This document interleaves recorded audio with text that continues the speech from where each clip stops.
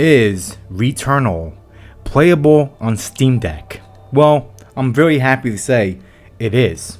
However, we need to make a few adjustments before it's even possible to even reach the main menu. I'm danOpuz, and this is Dex Play, the channel where we play PC games on Steam Deck to see how well they run and if the game's even good enough for you to want to get it in the first place.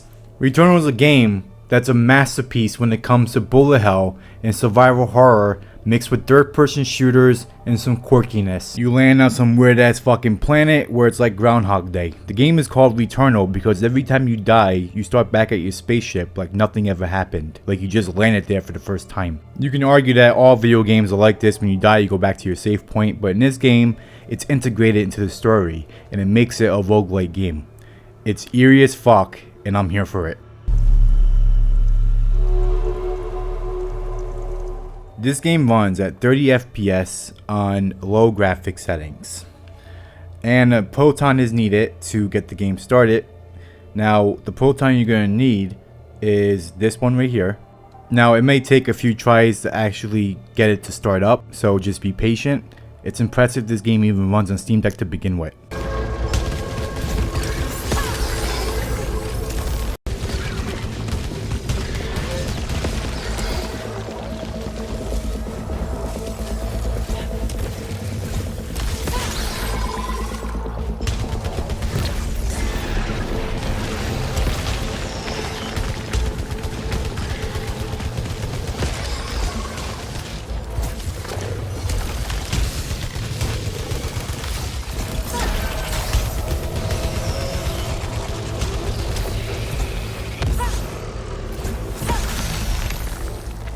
That was actual footage on Steam Deck. As you can see, the game runs at a pretty steady 30 FPS. Yet, there's times where the game can freeze and shut down. Luckily, there is a quick save feature that is automatic. So, if the game were to freeze on you during mid-game, have no fear. You can just start the game right back up, right where the game left off. Which is perfect for the sake of the battery life on the Steam Deck. You're only looking at about an hour and a half at the most. I want to cover the gameplay loop and explain why I believe this game is fantastic to play on the go.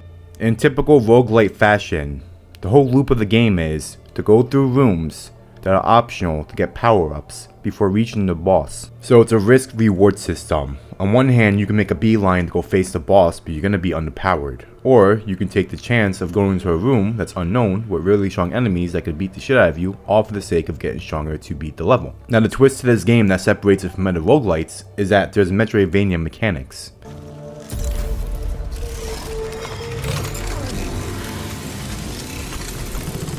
In each biome, there is a tool that allows you to traverse in new ways. These tools are permanent and carry over into the next run. For example, in the very beginning of the game, you find a sword. This can be used to both break through breakable objects to reach new areas and to one-shot your enemies, which is fucking great. In another biome, you get a grappling hook, and then in another biome, you learn how to swim.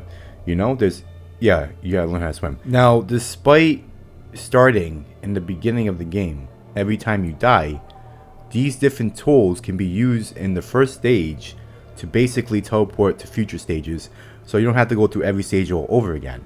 It's a fucking brilliant concept. It's literally a checkpoint system in a roguelike game. Don't be fooled though, this game is still as hard as dog shit. It's been stuck on the sidewalk for a month. Don't be discouraged though, because each run essentially is a bit easier than the last. Not just because of you actually getting better at the game, but also because you can unlock items that will appear in future runs, making each subsequent run a bit easier. And yeah, some of these items are pretty game changing. For example, you can find a key in the first biome. This key will open up a house in the first biome. If you go inside that house and you go up the stairs, you could find an astronaut doll. Now this doll will randomly appear in a chest in future runs. Well, what does it do? It brings you back to life once when you die. There's also an in-game currency that you take to the grave with you, so that way when you come back in another run, you can buy other items that will appear randomly in the world.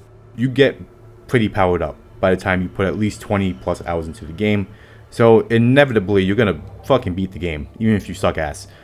Would I recommend Returnal? Yeah. It's a great game, but on Steam Deck, I don't know. I wouldn't really recommend it unless you can get past the 30 FPS, which for a game like this, it is playable, but it's not recommended. I would recommend getting this game on a high-end PC if you have one, or if you have a PS5, even better. I think on the PS5, it's just a better experience because with the controller, I don't know what the fuck it's called on PS5, but like when you use the triggers and there's the resistance on the triggers, this game takes advantage of that, and it makes you feel like you're really shooting a gun when you press down on the fucking R2. Now I know what some of you are thinking. He doesn't know the name of the button with the feature. He's not a real gamer. Yeah, I'm not like a big PS5 fan, but you feel like you're in the game more when you play on PS5. So in that case, I would recommend this game on that, but not on Steam Deck. What I do recommend is if you like this video, there's a playlist that's about to pop up on the screen with more videos just like this. And your phone will snitch on me whenever I upload a new video if you subscribe. Okay? Thank you for watching Dex Play.